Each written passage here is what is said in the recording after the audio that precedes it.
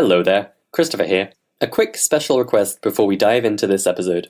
We've been producing the Musicality podcast for about 6 months now, and I really want to know, what have been your favourite episodes?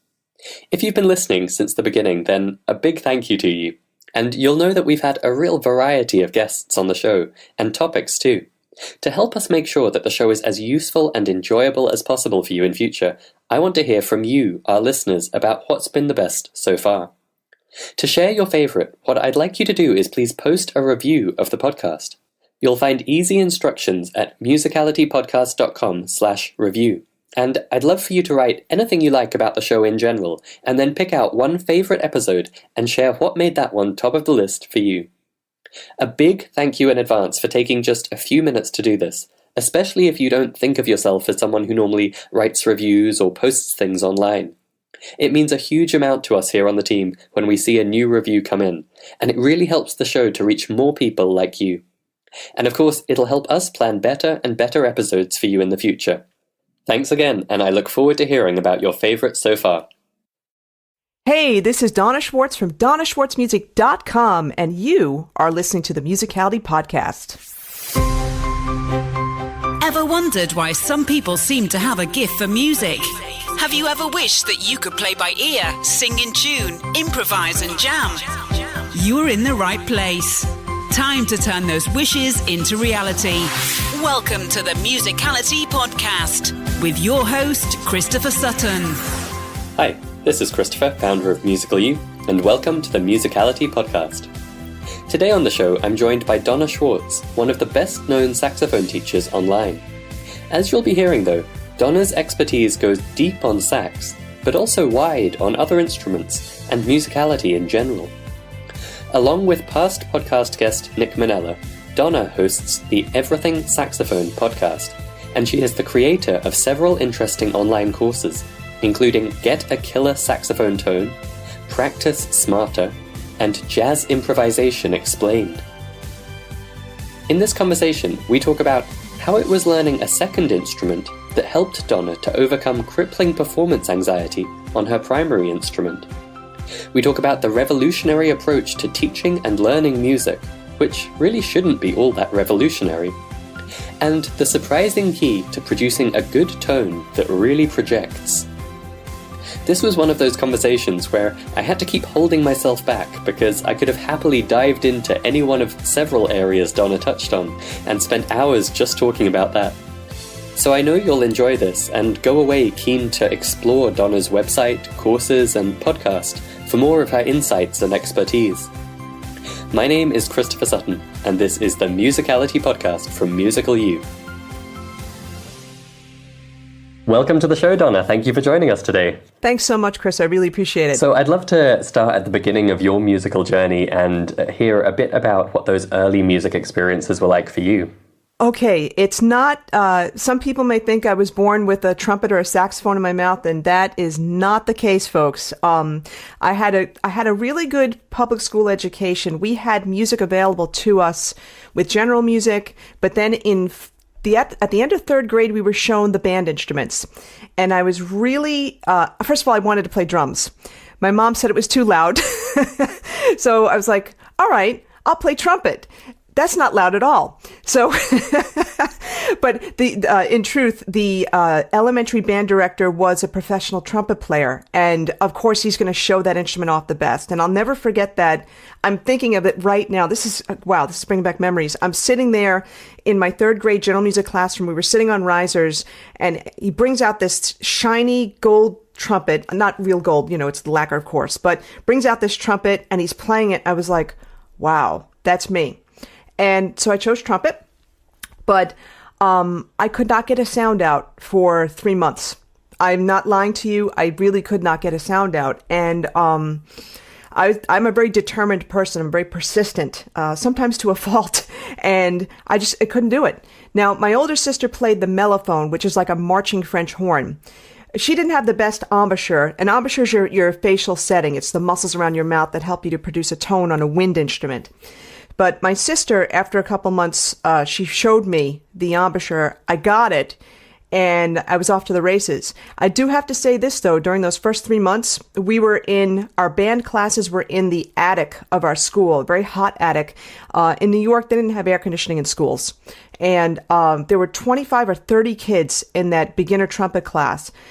And I just couldn't get it. I could read okay, but I couldn't get it. And every time he'd put me in the front of the classroom and saying, this is what you're not supposed to do.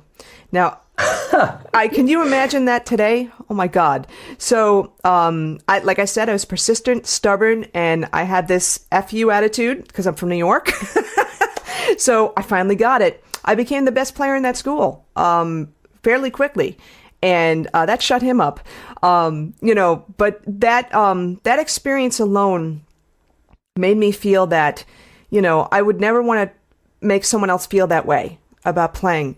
So I kind of made a vow to myself that, as I get older, I would want to get people past any issues with tone production. Okay. Because, playing a wind instrument, you don't see it. It's inside your mouth, or it's inside a mouthpiece. So, it can be kind of tricky. And I totally get that. I could totally relate to that. So fast forwarding, like I said, I grew up in New York. I went through the school system. I got into all county bands, all district bands. In ninth grade, in the entire district, I had the highest score out of my district auditions, made it into all state, all county jazz bands. And then I hit, as most trumpet players do, if you don't have a good foundation, which I really didn't, because my sister's embouchure wasn't a level embouchure. French horn players have a little bit different angle to how they play compared to trumpet players. It's just slightly more of an overbite, I'm going to say.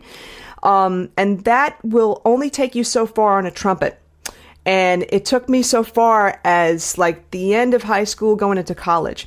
At the end of high school, I started to suffer from performance anxiety.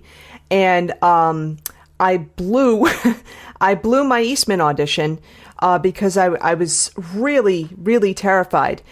I could play the music in my head without a doubt, but I knew it was the endurance, it was the range, and that came from a faulty setting, and it came from a faulty approach. It also came from a faulty mindset. Like we all say as we get older, I wish I had the mindset that I do now, and I wish I could have applied it to when I was younger, because man, I would have been great. And I was great as I could be until I hit that rock, that obstacle. And then it got so bad. After high school, I was accepted into Tanglewood, and actually I was accepted into Tanglewood when I was in 10th grade. I was also at the time writing music. I was arranging music when I was very young, like around 10 years old. And then I started to write my own music. I won some state and national awards for composition.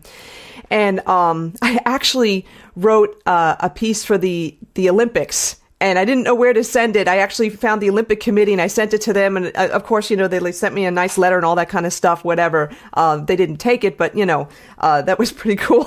It's pretty awesome. But I had somehow contacted Boston University, and the director, Robert Sirota, at the time wanted me to attend Tanglewood. They didn't have a composition program for young composers at the time. I couldn't do it though. Unfortunately, my parents couldn't swing it. But 2 years later, when I graduated high school, they started the Young Composers Program at Tanglewood, and I got into that. I was one of 11 composers around the world accepted into that program. Of course, I brought my trumpet because I was going to go into Queens College as a trumpet major. First day at Tanglewood, couldn't play a note. I couldn't play a note. My sound was gone. And obviously, I'm terrified. I'm in front of these amazing musicians. My head is an amazing musician. My mouth wasn't. And I had 2 months to get myself in shape to be a trumpet major.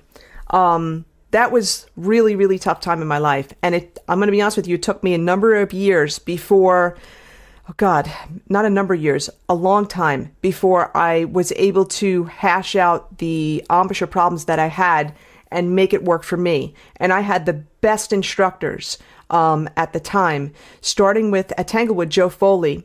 And Joe was one of the guys that helped me to start to change my mindset and not rely on listening to the bell for, what's the word I'm looking for reassurance or anything like that, but relying on my mind to create, and then it comes out the bell. When I went to Queens College, I was encouraged to study with Vince Panzarella, who's the second trumpet player for the Philharmonic. He played principal trumpet in other orchestras, phenomenal person, phenomenal teacher. And what guys were telling me was that he saved the careers of so many people. So I got up the courage, I called him, and he changed my life. He changed my life in terms of the way I teach, in terms of the way I think. Unfortunately, my head was so messed up with all this performance anxiety, he probably felt like I was one of his failures because I couldn't succeed. My sound in the low range was amazing. You know, a lot of guys liked playing with me when I played second trumpet because I'd be like that rock of a foundation, but I had no range. But the thing that set Vince apart from everybody else was he made me sing everything before I played it. Now, this is someone that I didn't like to necessarily speak out loud in public so much. Even though I was valedictorian of my high school, I had to make that speech. I was dying about that, but I really didn't like to speak so much. And I hated my singing voice. But I had to sing everything in fixed do before I was allowed to play it on my mouthpiece, not even on the trumpet, on the mouthpiece. Only then could I play it on the trumpet after I did those two things. And that, wow, was that different than the way I was taught? Because as most people in the United States, and I'm not sure about other countries so much, although I do have students all around the world, but for most people, they equate music literacy with reading. It's not that at all, folks. Music literacy is being able to have a conversation. Like, you know, we're not rehearsing this conversation and we have a couple of talking points, but I just totally threw Chris under the bridge in terms of how we were going to do this. I'm sitting back. I think this is going great. I'm doing a great job of interviewing you so far. Yoo-hoo! So, you know, this is improvisation right now. This is what we're doing because we know how to speak our language. We know the thoughts and stories. That's a key word. The thoughts and the stories we want to express, and it's flowing out because we have a command over our language, and that's music literacy. That's music literacy. Now, yeah, you should. It would be great if you can read music, and you that's a skill that you should learn. But the learning of that comes after the speaking. And we're going to definitely get into that some more after I get through my really ridiculously long history. So anyway, so I'm in college. I'm studying with Vince. He's totally changing my mental approach, physical approach as well. I still use his concepts to this day when I teach trumpet and saxophone players because it's all related. But what I also did in college, you see, I also always wanted to play the saxophone because when I grew up, that was the age where they actually had saxophones on the radio. Go figure that one out. And they had these great saxophone solos. You know, the ones by Richie Cannata from Billy Joel's band. Dave Koz was playing solos, all those types of things. I mean, you know, Clarence Clemens, great stuff, right? I always wanted to play, but people always said to me, oh, no, you can't play trumpet and saxophone. That'll ruin your trumpet embouchure. I was like, oh, okay. I said enough with that in college. And I had a really good friend, Alan Mandel, who was a phenomenal saxophone player. He played every woodwind. I mean, he owned every woodwind in creation. I'm not talking the usual stuff. He owned the strangest stuff too. But he showed me the embouchure for saxophone, and I started off on tenor, and I just kept on going from there. That saved me also because it saved my sanity, because it helped me to prove that I could still play an instrument. Because it gets to a point when you're suffering from whether it's performance anxiety or not quite understanding how to create a good tone on your instrument, you start to doubt yourself. You start to think you're not a good musician, and that could lead down a really bad downward spiral. So taking the saxophone really helped me, and I loved it because I had a tonal concept in my mind, actually something that Vince taught me. I had a tonal concept in my mind, something to shoot for. And that's what I did. So that's basically how I started on trumpet and on saxophone. And to this day, the interesting thing with saxophone, I knew I didn't have a performance anxiety problem because within a few years, I was playing in front of hundreds and then thousands of people at shows on the saxophone. And then I was able to transfer that mindset back to the trumpet. The trumpet issue was an embouchure issue. So Yeah, that's basically my history when it comes to music. It's not a pretty one, but I do think that me struggling through all that crap has helped my students, both online through my courses and private students. And even I taught public school for about over 14 years. I think it's helped all them. No doubt. Well, there was so much packed into that I want to circle back and dig into. And I think it's funny, I've been taking my daughter, who's 2, to a Kodai-inspired music class, and they really believe in that principle that if you draw the analogy between music and language, it makes no sense to start from the dots on the page. You know, nobody starts learning a language by writing it or reading it. You start by speaking it and hearing it. And I think that is one case where the analogy to language works perfectly. It makes perfect sense that we should understand music in our head and with our voice before we ever think about, well, how would we put this down on paper? Yes, absolutely. In fact, I always use this analogy because even when I go into new teaching situations, like for example, in Los Angeles, I moved from New York to Los Angeles because I couldn't take shoveling another snowstorm. It just killed me. So those of you that live in cold areas know that, but you're probably laughing at me right now. So anyway, I moved to Los Angeles, but what really struck me was how poor the music education is out here. I'm in shock because this is one of the entertainment capitals. And some districts have no music. Some have pretty good music programs. And I'm going to say it, this is going to be obnoxious, but they don't compare to what I had in Syosset, New York when I was teaching. I had an elementary band, concert band. I had a beginner's band, concert band, and I had a jazz band. And my jazz band was good. And I come out here and it bothers me to no end about that. So, yeah. I think one thing that's really remarkable about your own teaching is what you've touched on there, which is you were taught, at least once you got to college level, to really think in terms of listening first and kind of imagining the music before you play it. I'd love to hear more about that, how you were taught, and then maybe we can talk about how you bring that out in your own teaching. Yeah, you know, I like that you said the word imagining because it reminded me exactly what Vince would say. He would say, because a lot of people that came to him had problems with performing, and it was because they were so much into their head.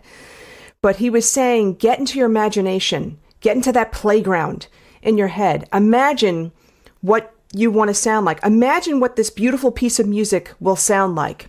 Now, he didn't directly say this to me, but what he said was this. Even though I was a trumpet player, he said, listen to the great singers. Listen to UC Burling.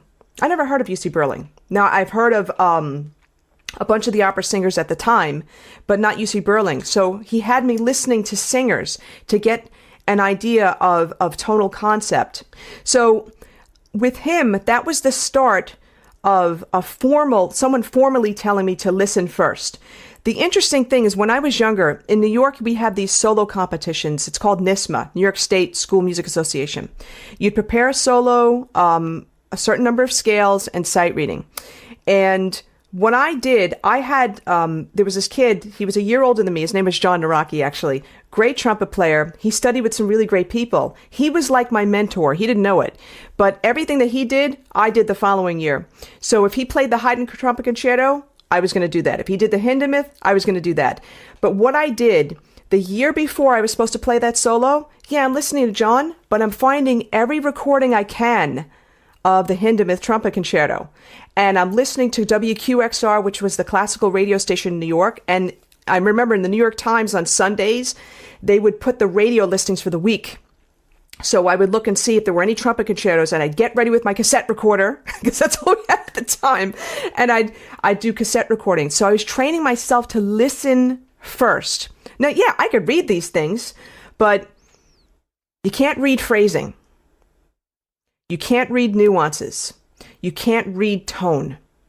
So I was giving myself, as Vince would say, I was giving my brain good information, and unknowingly doing that. So fast forward to college, studying with Vince, he'd make me listen to great singers. He'd make me sing everything. Now, folks, the way you know that you are really hearing something is if you can sing it. Now, I always get this question, oh, but my voice sucks. Well, you know what? So does mine. and I had to sing it out loud in front of Vince. I had to sing out loud in my college courses when you do sight singing. You know, that's a horror story to begin with. You know what? Your voice is your own imprint. Love it. Okay, your speaking voice is your own imprint. Love it, and and use what you have. I say to people, I don't know it. I don't know if you are hearing it until you're able to sing it, and you're not going to know that either. Okay, and that's what the overall message from Vince was. So I got to hear it. I have to sing it. Play it on the mouthpiece, which still means you have to hear it because that mouthpiece, there's no valves on that thing. It's coming. That all the stuff's coming from your head, and then you can play it. And that's actually Vince's background because he grew up in Depression-era Philadelphia suburbs where they couldn't afford instruments for the kids. So if you wanted to play an instrument, you expressed interest, they'd put you in a singing program where you learn solfege, fixed-do, and you'd be singing fixed-do, all these types of transitions for 5 years. 5 years. And then, if you were still interested in an instrument, and he was, they gave him a trumpet mouthpiece and a valve casing. It wasn't a total trumpet, just a trumpet mouthpiece and a valve casing. And he did that for a year and a half. And then he got a trumpet. And then after a year of that, he got into Curtis School of Music, which that is the best. You don't hear about this, but it's the best music school in the country because it's a free ride. Okay, it's full tuition. He got in there at 15.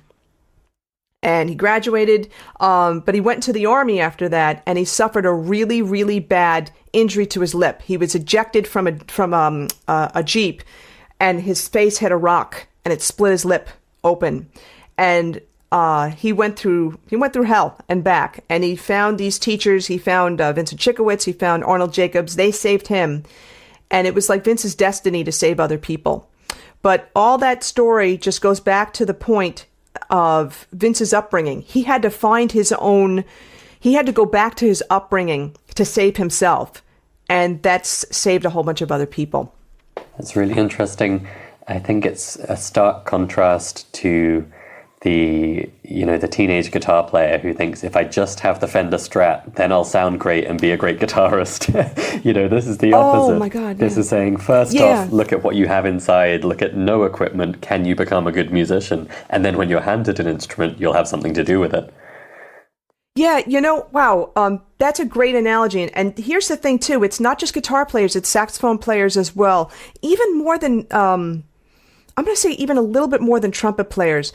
There's a fascination with getting the latest, greatest gear. It's called gear acquisition syndrome. My student told me this one. That's actually very funny. We feel like if we have the top line equipment, then we're going to sound great. Or if we have the same equipment that our favorite player has, we're going to sound just like them.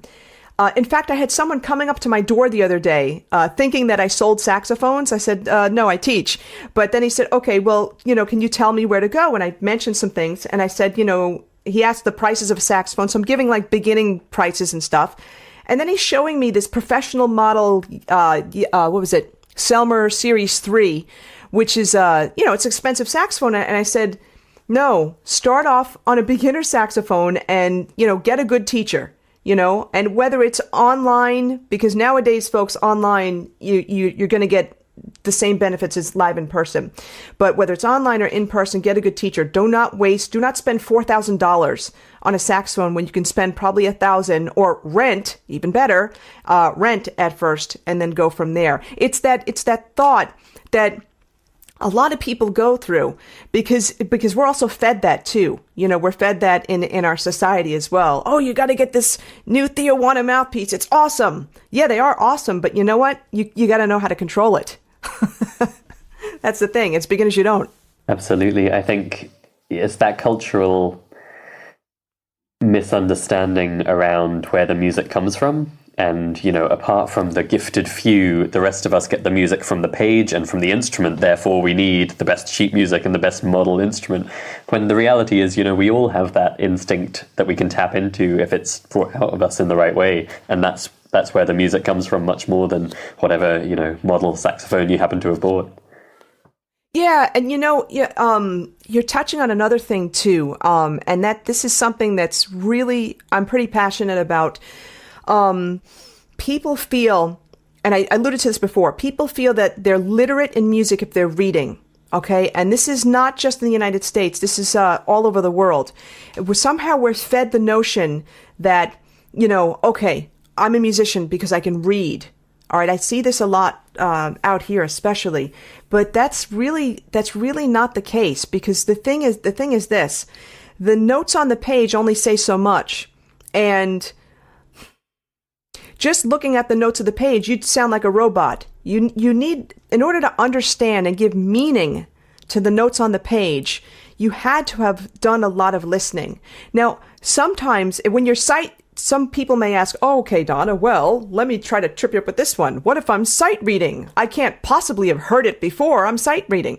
Yeah, you're right. But you know what? If you have a rich background of listening to all different types of music, of singing tonal patterns and echoing rhythm patterns, and actually improvisation, sight reading is going to be a snap for you.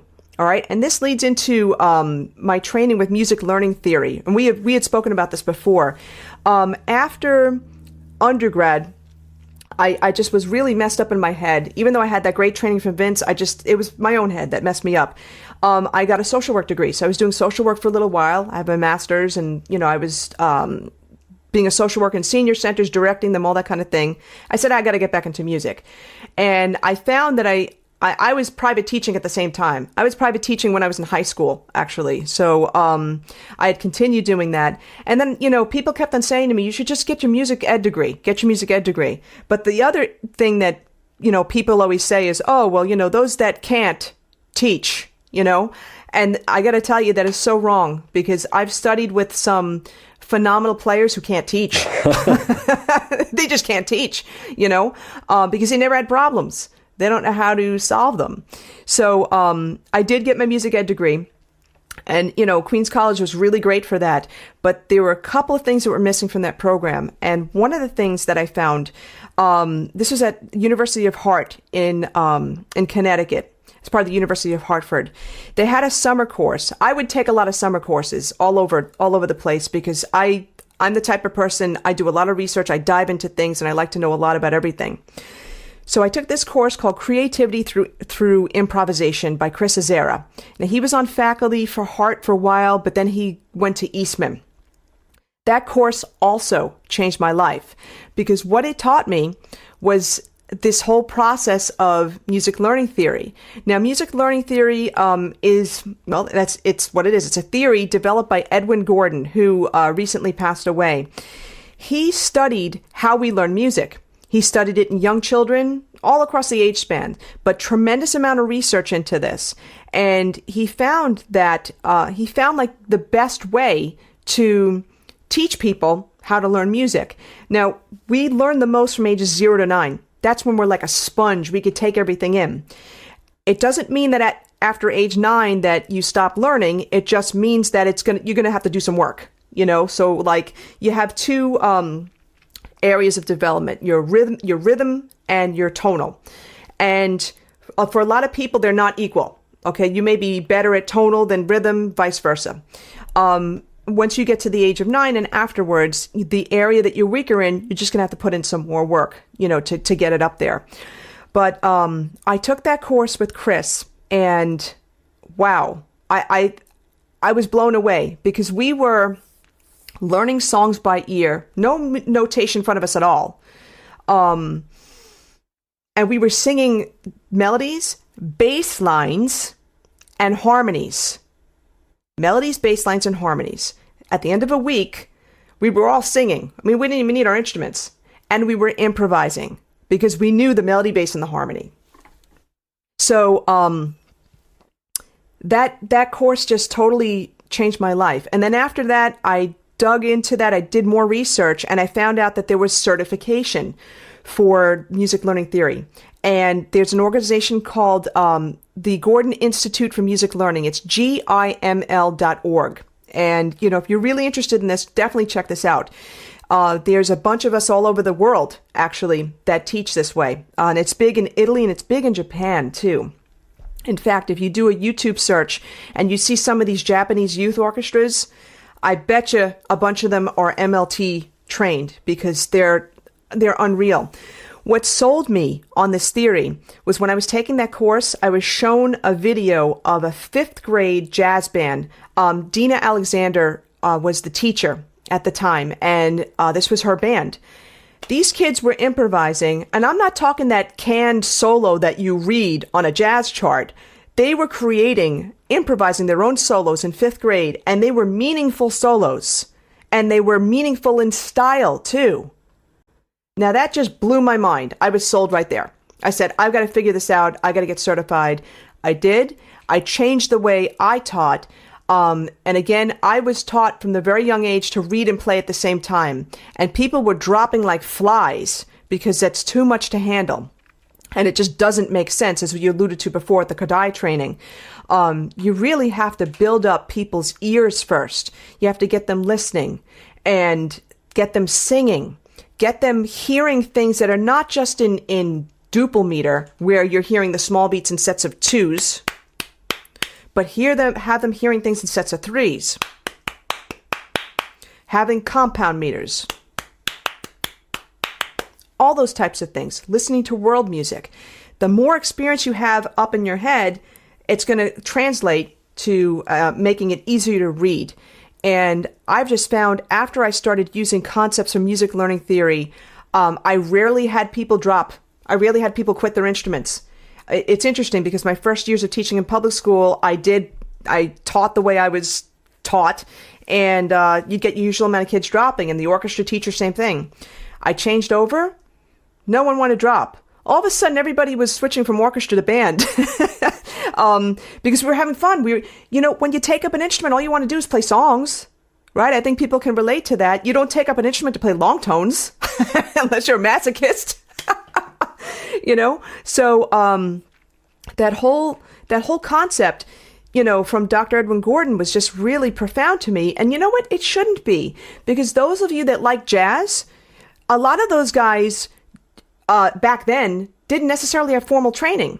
All right. They learned how to figure out to play their instrument. But when they wanted to play and improvise, what did they do? They went to live entertainment. They listened. If they had a teacher, they listened to them.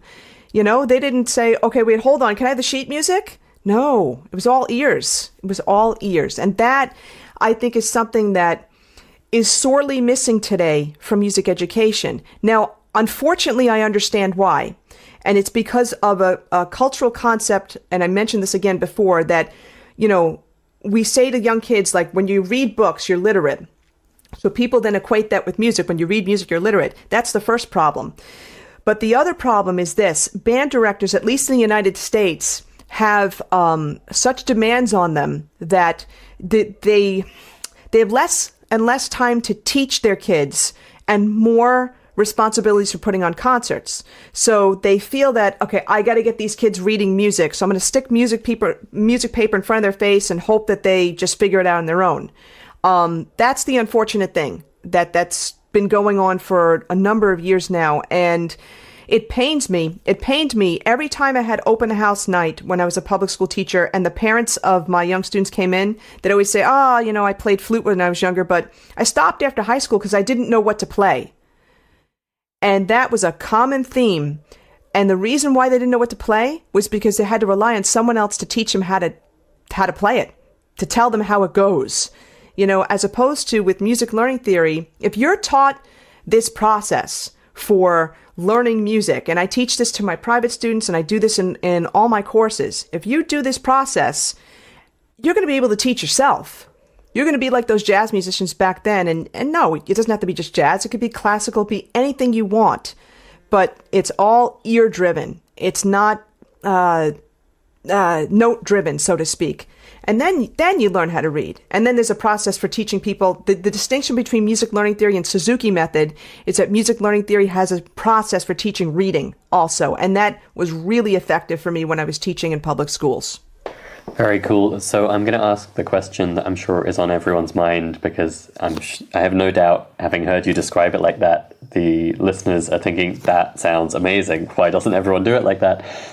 Give us a glimpse of what it looks like, because I think probably everyone's familiar with the sheet music-based approach, where you show up on day one of learning piano, the teacher puts a page on the piano, says this is a C, this is a D, play the C, play the D, and it's very kind of visual and kind of rule-based. The ear is almost not even involved. Give us a glimpse of what it would look like in your first lesson with a student, or in one of your courses where you begin from. Yeah, so here's the thing. Because I teach a lot of adults, I have to problem solve, see what kind of background they have. And some of them do have a reading background, some of them don't. So what I'm going to do, I'm going to take it back to when I was teaching in public school for the very beginner. Okay, so I was teaching third grade, beginning recorder, and then beginning band.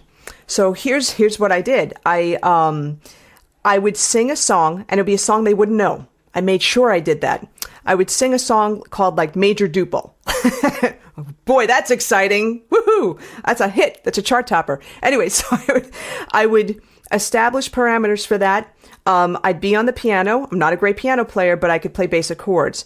And I would go through the routine of singing that song many, many times. But each time I would ask the people to listen for or feel a different thing. So getting people engaged, both especially with their ears, but also with your body. Because folks, you don't realize you don't read rhythms, you feel them, okay? And that's the big thing that people have a problem when they say they lose their timing. You're not feeling the timing, you're not feeling the rhythm. So I'd get people feeling the timing, feeling the rhythm, listening to the song, thinking about the direction of the melody, thinking, is it major and minor? What are the starting notes? What are the ending notes? How is this melody going? Any patterns? Anything repeats? It's an interactive process in the sense that you're dissecting that piece of music. You're not just passively listening as if you're driving in traffic. You're listening to it and you're thinking, okay, I hear the melody. Let's see, how is that moving? Okay. Oh, I hear the bass line. That's a big thing too. I found recently, I didn't realize this, that one of my students wanted to learn improvisation. So we're playing, whatever. And we were using the Jamie Aebersold backing tracks, it's one of his books, volume, I can't believe I forgot. It's volume 24. That's it. The one with the scales. And he was having a problem with the chord changes. There's only 2 chord changes, but he was having a problem keeping up with the chord changes. And I said, I'm not sure what's going on. And then I asked, what are you listening to? And he said, oh, I'm hearing the piano in the right hand going, and I was like, oh my God, I get it now. He wasn't feeling the timing, and he was only listening to the higher sounding instruments. We train our cultures to listen to melodies. We don't train them to listen to the whole thing. We don't train them to listen to bass lines. So I definitely make it a point to listen to the bass lines. In fact, when I gig, I need that bass in my monitor because that's what I'm keying in on more than anything else. Whether it's jazz, rock, pop, blues, doesn't matter. So, we listen to all parts of the music, okay? But the first thing I teach them is the melody. And I don't sing it and then you sing it back. I sing the entire melody, and then the key word is audiate. Audiate. Audiate, audiation. And what that is basically hearing something in your mind that you may not have just heard. You may have, but you may not have just heard. For example, this happens to me a lot. You wake up in the morning, let's say you have a radio alarm or something like that, and it wakes you up to a song. And it's not quite your favorite song. In fact, it's an irritating song, right? People call it an earwig. Okay, I just call it I won't say it, but it's just really annoying, right? Okay, I bet you can picture that and you can hear that in your head right now, right? Nod yes. Yes. Okay, that's audiation. That's what it is. But I try to have you audiate things you want to hear. Okay, so... So that Major Duple pop hit. Yeah, exactly. So exactly. And it's so funny though, because it's an okay melody. It's all right. But I would have kids come to me years later and still be able to sing that and still be able to play it on their instrument without having read the music because of that process, and it all has to deal with that key concept of audiation. And the way we develop audiation is through listening a lot, analyzing it, breaking it down into all the parts, all that kind of stuff. And you really own your music. You own the melody when you own the bass line too, because you have context there. So that's how I kind of approach that. Very cool. I think what I love most there is that the way you've described it, it's a very conscious and aware process. I think there's a trap when we start talking about learning music by ear and developing the instinct to play what you hear or to improvise. A lot of people think that means you just kind of immerse yourself and do it and do it and do it, and eventually it clicks. And what I found is that, for some musicians, sure, after 3 decades gigging, they can kind of play by ear, and they've kind of figured out how to do it subconsciously, but they have no real understanding of how they do it, which actually makes them quite nervous about doing it, because at any moment it could just stop working. Whereas what you've described is very methodical, it's very thoughtful, and you're teaching the student not just to do it, but to understand where that music is coming from and how they can go about replicating it. Yeah, and what's interesting, because this brings up something that I was just listening to recently. Bob Reynolds is a great saxophone player out here in LA, and I was listening to an excerpt with a lesson that he had with one of his students, and they were talking about enclosures and that kind of thing. And the student played this really complicated lick, like da-da-da, da-da-da, da-da-da-da, something like that. Bob heard it once, got most of it, and then he just said, play it a couple more times, and then he got it. Now, he wasn't trained in music learning theory, but when you're whether it's studying jazz or anything else, you should do a lot of transcribing. And that whole process that I go through with my students, I show them how to transcribe. When you do that, then at first it's hell. I'm not going to lie to you. It's torture. Okay. Not going to lie. I'm putting it out there. But after the first tune, it gets a pinch easier for the second, gets a little easier for the third. And then after a while, you get to be like these guitar players that they'll hear something once and then boom, they've got it. So it's, at first, I would hope that for like a lot of string folks and stuff like that they've been trained to just really listen, and the best players are the ones that are listening to more than just their part. They're listening to the whole picture and they're breaking it down, they're analyzing it. Absolutely. But in music education, it's missing today. And in the States, they keep going through, changing the standards and saying, oh, we want our kids to improvise. But then a lot of music teachers are not trained how to improvise. And I really think that any music teacher should have taken Chris Azara's course. He probably still offers it every summer. They should take that course, because then they will learn how to improvise and how to teach their kids how to improvise. It's not a magic pill. Okay. It's not like I knew how to improvise before that course, but that course solidified it and it made me a better musician. I've taken many summer music courses in different modalities, and people came out worse at the end of the week. But this course, people came out better in terms of their skill level. And, improvisation's a lifelong journey. It's not a magic pill. It's not like, oh, okay, I learned this process. I'm God now. I can do anything. I don't think so. You could ask like Jimmy Heath, who was one of my mentors at Queens College, or Sonny Rollins. In fact, in a recent interview, Sonny Rollins said, no, I'm always learning, So, it's just going to give you the process and the tools so that you don't have to be that parent or that person that says to the music teacher, oh yeah, I quit because I didn't know what to play. Awesome.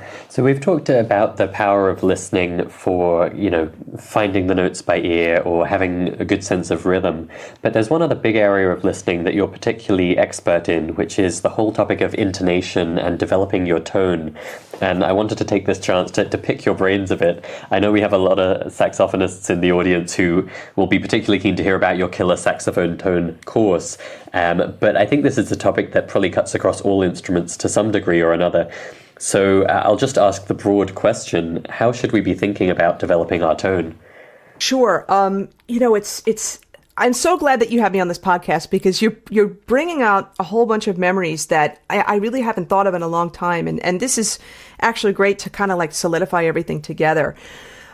Intonation is directly tied to a good tone. You see, you may think that you play great and all this kind of stuff, but you may be wondering why your sound is not projecting. You may be wondering why you're playing on a stage or whatever, and your sound sounds thin. It's because you're out of tune most of the time. Now, I will have this caveat. Their equipment is important. It's not the be-all and end-all, okay? Because Charlie Parker played on a plastic alto sax, right? Okay, just want to put that out there. But Equipment is important, but it's not the be all and end all. Okay, the equipment makes you efficient, but your brain, your thinking, makes you a musician. Okay, so all this music learning theory type of talk, learning songs, when you're learning how to sing those songs, you're developing your intonation also, because you're also listening to bass lines and you're doing harmonies as well. But just a fairly quick story. So as I was playing more and more saxophone, and I still play trumpet and saxophones, as I was playing more and more saxophones, I can't believe, and I'm embarrassed to admit this, but I'm going to because it'll help people. Let's see. As I was playing more and more, I always thought in the beginning with saxophone, unlike trumpet, you just tune it at the neck cork and then, all the other notes would be fairly in tune. Boy, that was dumb. Because no, no, what the hell was I thinking? No, it's not. Especially on an alto sax, and forget it with the soprano sax, you have to hear those notes in tune in order to get them in tune. Okay, now here's where the equipment may have a problem with you, and this is where I hit a snag myself. But you have to, the process still has to come from your ears. Okay, it still does. And when I coach my students, we use certain tools, we use drones when we practice, whether it's long tones or I call them interval exercises or whatever. You want to get that muscle memory, that sound in your head, and get the muscle memory also going with your embouchure as well. But in terms of intonation, the story with me was that I was playing saxophone for a while, and then I just was getting really frustrated because I just felt like my sound wasn't projecting, and it wasn't just a mouthpiece issue per se. It was how I was approaching my embouchure. Again, another embouchure issue. So I was directed to a person on Long Island, Jeff Lang, great teacher. And it was more of a physical type of, let's see what's going on here, as opposed to developing the ears. But he still was of that school of thought. So he gave me direction in terms of using what's called the Joe Allard method of playing, which is different than what people see and different than what people are taught in schools. And that's fine. So there's two ways of playing. There's the Larry Teal method, the ooh embouchure, and then there's the Joe Allard method, the flat lip embouchure. And a lot of people that use the Joe Allard method, whether it's saxophone or clarinet, have really full sounds and expansive ranges. And once I made that tweak with my playing, not only did it improve my range, my intonation got a hell of a lot better. Okay, because more of the reed is allowed to vibrate when you're using a flat lip embouchure. So that's the first tweak. So that's a little bit of a physical one, but that can't come unless I'm hearing the notes in tune. If I didn't have the hearing background. Now, where people, even if they have a good hearing background and are using Joe Allard method or whatever, they have a good tone, this is where the equipment comes into play. So the mouthpieces I was using at the time were great mouthpieces, but once I made that tweak to my embouchure, those mouthpieces weren't working for me anymore. I was really out of tune, and it distressed me. It bothered me because I was playing large stages. So then I went down the rabbit hole of finding mouthpieces down that journey, and eventually settled on a really good brand that worked for me and helped me to play in tune, helped me to manipulate the tone so I could play in tune. Because again, the mouthpiece doesn't make you play in tune. It just provides the efficiency for you to manipulate the sound to get in tune. And then it worked great from there, so it's, intonation again has to come from your hearing, and then your equipment makes you efficient. Your equipment has to allow you to manipulate the tone. Now, the manipulation of the tone is something that I go through extensively in my Get a Killer Saxophone Tone course, because, like I said before, you don't just put the mouthpiece on the neck and expect to be in tune. You have to hear the pitches first, but I go through tremendous amounts of exercises and all those types of things to help you learn how to problem solve. So if you have a thin sound in your higher register, you're going to do this exercise. If you want to expand into the altissimo, well, that whole course is going to get you there, because those are all the exercises that I've been doing all over the years that Jeff has shown me, that I've done research on, that have helped me play into altissimo notes and stuff like that, and be in tune with them and allow them to come out when I want them to, not, by a prayer. So Yeah, it's a combination of a little bit of equipment, but it's mostly hearing and it's mostly understanding the right exercises to manipulate the sound that helps with the intonation. Now, does this apply to other instruments? Yeah, like trumpet. You can continually play flat. I mean, there's less intonation issues, I think, with a trumpet than there is a saxophone. But you are the master of your tone, so you really, if you're not hearing it, we know it.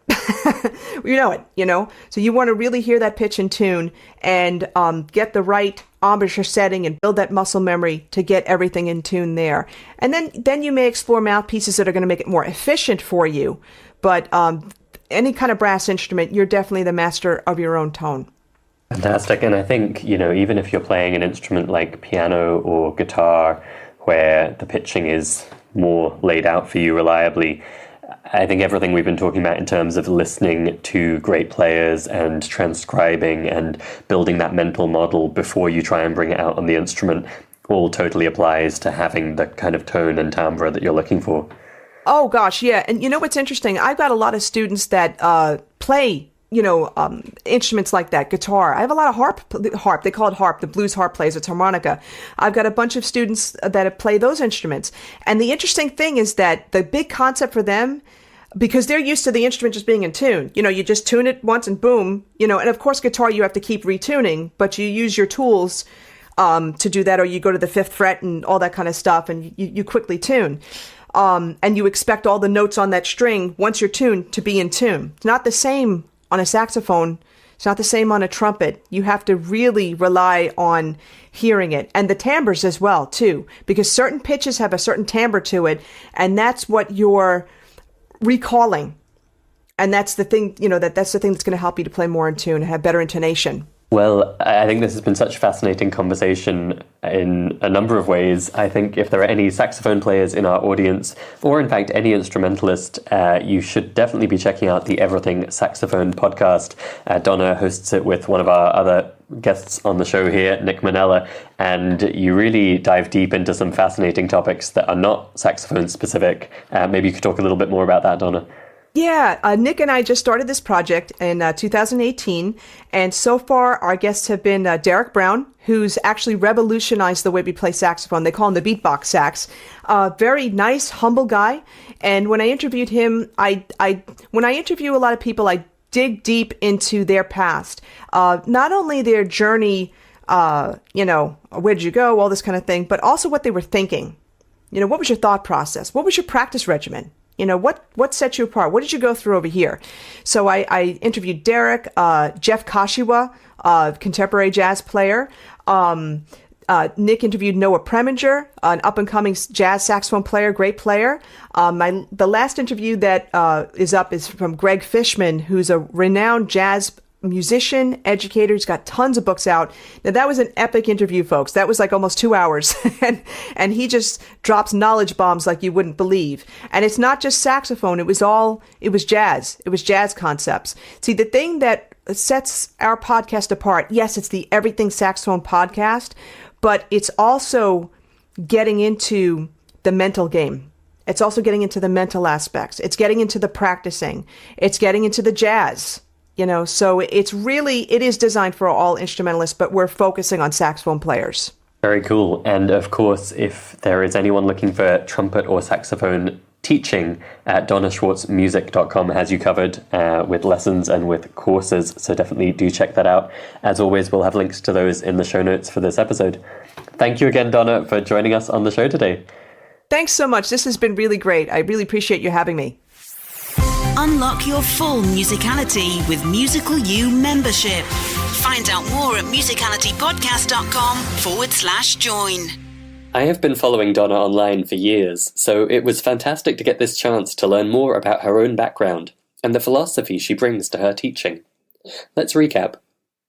Although she is perhaps best known now as a saxophonist, Donna actually started on trumpet, and it was reassuring to hear that despite going on to create success on the trumpet, she actually didn't have the easiest of starts, including a few fruitless months spent not even getting a note out, and then a particularly unsupportive band director who would hold her up as an example of what not to do.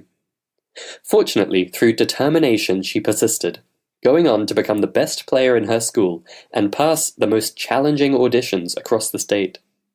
After high school, though, her ability began to plateau, and she struggled to pass auditions due to extreme performance anxiety. And even after landing a place at the prestigious Tanglewood Institute, she found it was a really tough experience as she continued to be nervous and have difficulty producing a good tone on her trumpet. What helped her to rebuild her musical confidence was to take up a second instrument, the saxophone, which allowed her to bring out her inner musicality, which was still going strong even though her trumpet technique had been holding her back.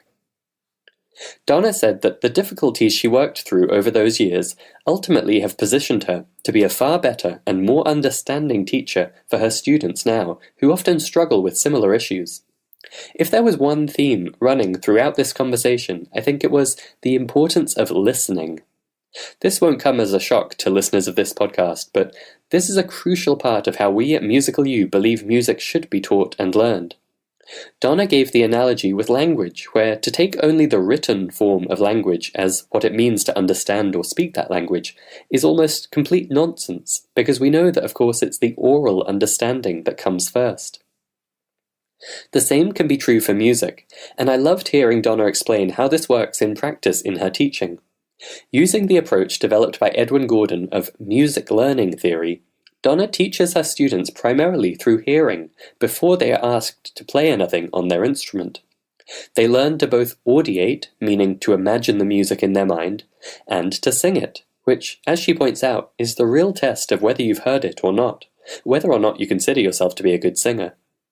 Again, this is something you will have heard more than once on this podcast before, the value of getting control of your voice, whether or not you have any desire to become a performing singer, for the sheer impact it can have on how your ears and your musicality develop. So Donna is teaching through private lessons one-on-one and through her courses at donnaschwartzmusic.com, and both take this listening-first approach. Importantly though, this isn't divorced from understanding what you're doing. Some people hear "learn music by ear" and think it means pure instinct with no thought required. In fact, it's the exact opposite, where by listening intently, you learn to truly decipher, dissect, and understand the music you hear and the music you intend to play. This leads naturally to a freedom and creativity in your music making, which learning purely from sheet music typically fails to deliver.